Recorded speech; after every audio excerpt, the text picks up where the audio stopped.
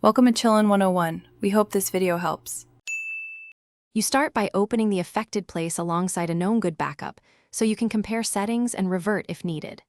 Once done, enable the Output and Explorer panels to catch errors and find offending objects quickly.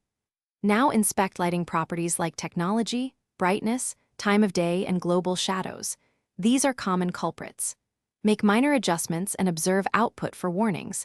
This helps you pinpoint scripts or assets changing lighting at runtime.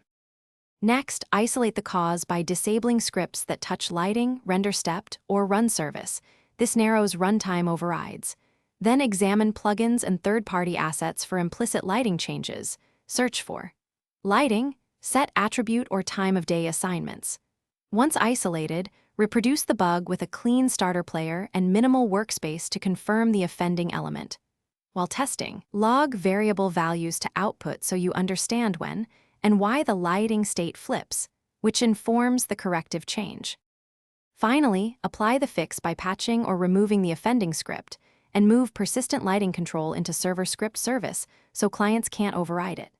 Make sure to explicitly set technology and global shadows at server start and optionally lock settings with attributes to prevent accidental changes. After deploying, test across clients and devices to verify consistency. If issues remain, clear Studio Cache, rebuild lighting from your backup, and test on a fresh.